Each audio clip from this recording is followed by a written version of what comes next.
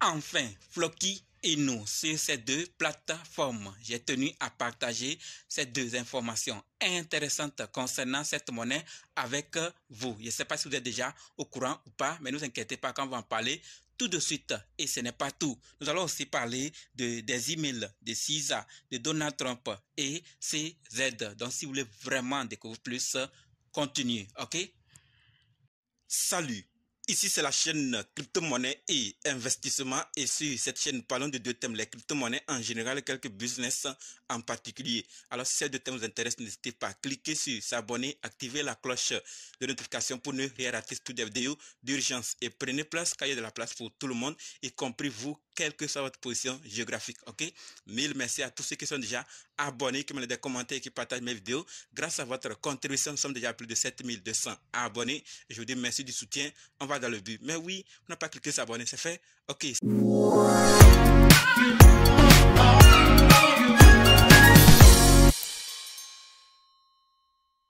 On commence avec les emails. Et ce que nous devons savoir, c'est que des emails montrent que l'administration Biden participera à une table ronde sur le Bitcoin et les crypto-monnaies à Washington début juillet. D'accord? Bitcoin Magazine révèle que des mails privés ont été légués, montrant que le bureau du membre du Congrès de Ro Khanna devrait accueillir une table ronde sur le Bitcoin et la blockchain en juillet. Parmi les participants seront présents des représentants de l'administration Biden, de la Chambre et du Sénat, aux côtés de l'homme d'affaires Mark Cuban. Cette réunion est décrite comme la réunion la plus importante entre les décideurs politiques et les leaders de l'innovation dans la blockchain à ce jour. L'objectif principal de cette réunion est de définir des stratégies sur la façon de maintenir Bitcoin et l'innovation blockchain aux États-Unis. Donc, ils veulent vraiment que tout se passe là-bas, les règles, les lois, tout puisse être fait aux États-Unis et peut-être exporter ou que les autres viennent copier. Donc, c'est eux qui vont mettre tout en place, ils vont favoriser ou ils vont mettre des conditions qu'il faut. D'accord, autour de la blockchain, de cette technologie, de cette innovation, des crypto-monnaies et tout, pour qu'ils soient les leaders dans ce secteur, plutôt que de toujours être là à repousser ou à effrayer des gens. Ils vont créer des conditions pour que ça soit clair et bon. Tout compte fait, on attendra voir si cette réunion aura vraiment lieu. Et si elle a lieu, qu'est-ce qui serait décidé? Et ça, c'est dans l'avenir. Donc, en attendant d'avoir cette réponse de la part de l'avenir, on continue avec la deuxième nouvelle qui concerne CISA.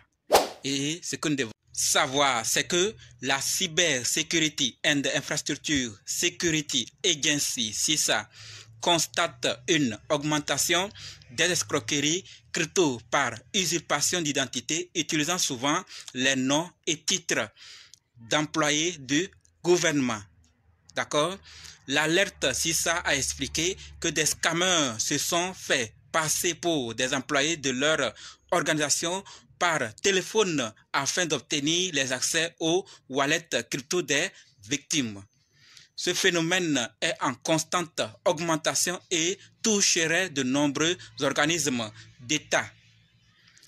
Phil Larat, le directeur des enquêtes de Chain Analysis, déclare que les escroqueries par usurpation d'identité en particulier ont eu le quatrième pire impact sur les victimes en 2023 sur la base d'un montant de paiement moyen de 948 $. C'est énorme.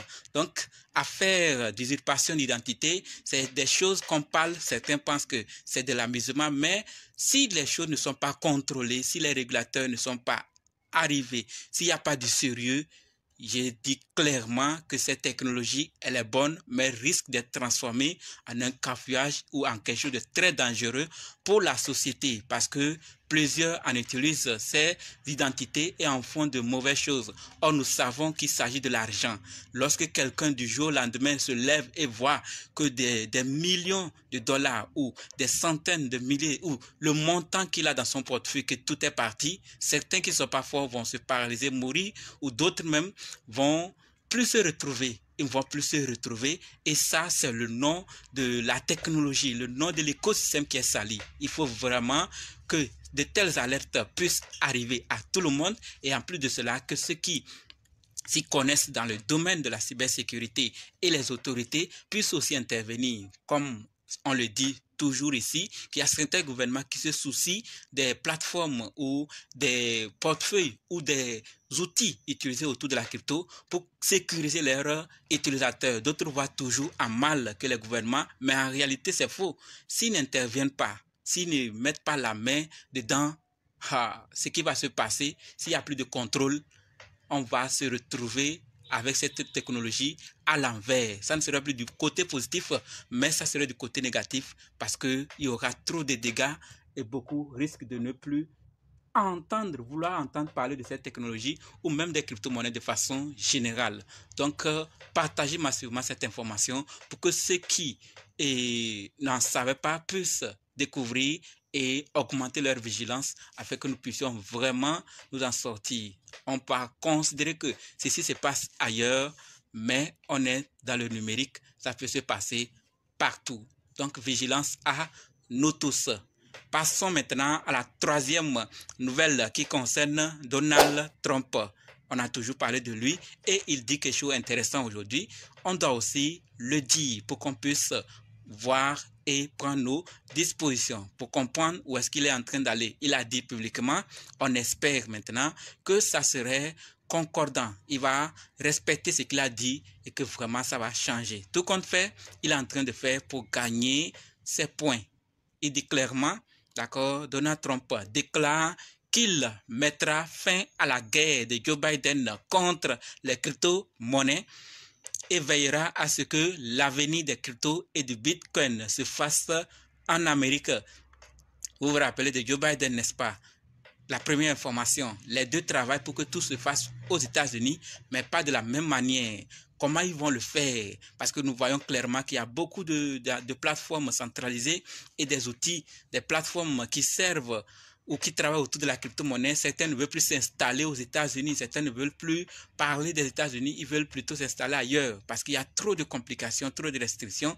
Et vu cela, qu'est-ce qu'il faut faire? Et en plus de ça, il n'y a pas de loi claire par rapport à certains actifs. Nous avons vu ici plusieurs plateformes centralisées qui demandaient à ces régulateurs de définir clairement par quoi ils appellent tel actif et par quoi ils appellent pas tel actif.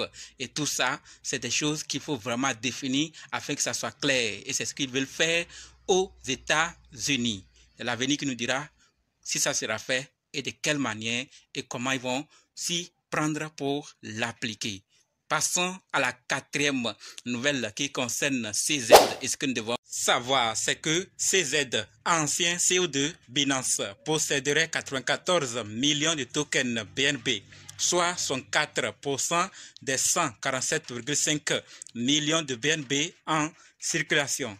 C'est ce que révèle Forbes, qui signale également que CZ est la 24e personne la plus riche du monde avec une fortune estimée à 61 milliards de dollars. Vous voyez, donc CZ, malgré tout ce qu'il est en train de subir, il fait partie des meilleurs ou des plus riches du monde. Tout compte fait, le temps qu'il est imparti, lorsqu'il va finir, il sortira et continuera ses activités comme nous l'avons plusieurs fois découvert ici. Et il va toujours travailler autour de la blockchain pour aider ceux qui sont intéressés. C'est ce que je voulais partager par rapport à CZ.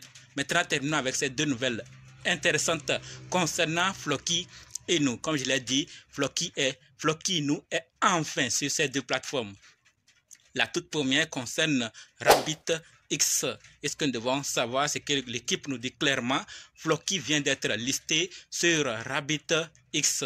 D'accord, RabbitX.io est une plateforme de trading perp sur la blockchain Ethereum qui permet aux utilisateurs d'acheter ou de vendre Floki avec un effet de levier jusqu'à 20x, d'accord, 20 fois, 0 gaz et des frais minimes. D'accord, l'adoption de Floki continue. Ils sont en train d'augmenter leur visibilité et c'est des informations que certains attendaient. d'accord, de prêt pour commencer à travailler avec Floki sur ces genres de plateformes. Donc ceux qui s'y connaissent seront heureux. Ceux qui n'en savent pas trop penseront ou considéreront qu'ils n'ont rien appris. Remarque, les transactions à terme perpétuel et à effet de levier ne conviennent qu'aux traders expérimentés. Les traders inexpérimentés pourraient perdre tous leurs fonds, alors aborder le trading avec un effet de levier, avec prudence. Tout ça pour éviter que certains viennent dire « Ah, je ne savais pas, ah, j'ai tout perdu, je suis foutu ». Non, sachez clairement que ça concerne les expérimentés. Si vous ne connaissez pas, formez-vous, prenez le temps qu'il faut pour vous maîtriser et commencer. D'accord? Maintenant, passons à la deuxième nouvelle qui concerne à la deuxième plateforme qui est BFX. Et ce que nous devons savoir également, c'est que l'équipe nous dit Floki vient d'être coté sur Blast Future. BFX et BF Blast Future est une plateforme de trading sur le réseau Blast permettant aux utilisateurs de négocier, d'accord, trading long et short Floki avec un effet de levier jusqu'à 20 fois sans frais d'essence et de faibles frais de transaction. Donc l'autre c'était sur Ethereum et celui-ci sur Blast. Donc cela offre à Floki une autre visibilité sur cette plateforme. Donc Blast Future, BFX.